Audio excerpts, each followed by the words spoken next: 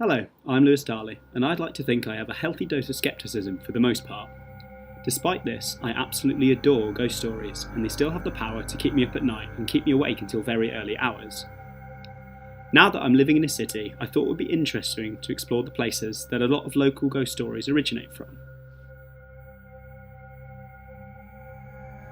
My first stop was the closest place to me, and handily the allegedly most haunted place in Bristol, the Land of the Trow.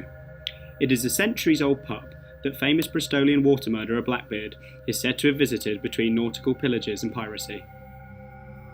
I went with my friend John and asked his opinions on the spooky goings-on. John, do you believe in ghosts? Not really. Well, no. I don't know. I don't believe in stuff just happening for the sake of it. Yeah.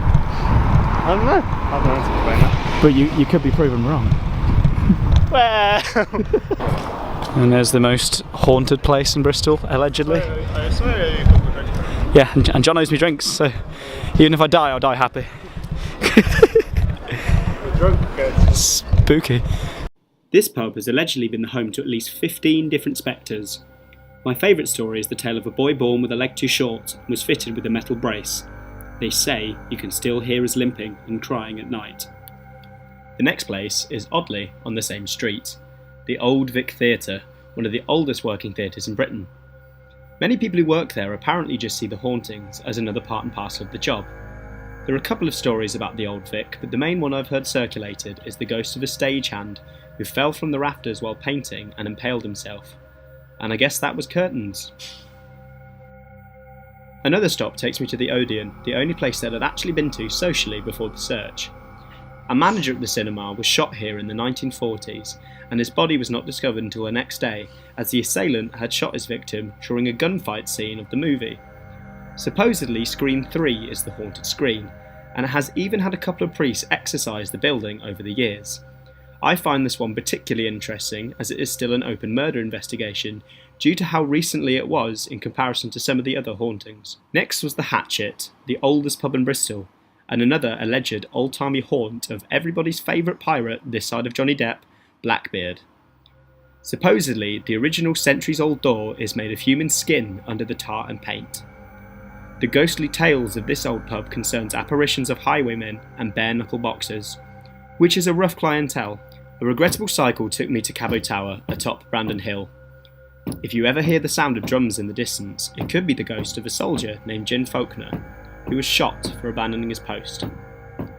On the way down from the hill, you go past Bristol Cathedral. In my honest opinion, I feel like you'd be hard-pressed to find a cathedral in Britain that didn't have a supposed ghost sighting. I find the cathedral interesting though because of the matching sightings. Lots of visitors report seeing a phantom monk at 4:30 in the morning, with some seeing him pass through walls. In my head, it just seems funny to imagine a ghost rushing to make a shift. A graveyard shift, if you will. My final stop was Brunel's famous ship, the SS Great Britain. It is allegedly one of the most haunted places in the entire country. There are tales of crying children and disappearing women, and many different spectres seem to haunt the decks. The most famous, however, is that of Captain Grey, who allegedly leapt from his death from his cabin window. You can apparently still hear his boots.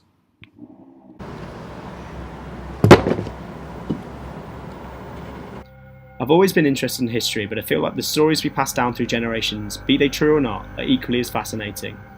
By discovering some of the old stories that circulate around the city, I feel I've got a better connection to the city that I now live in.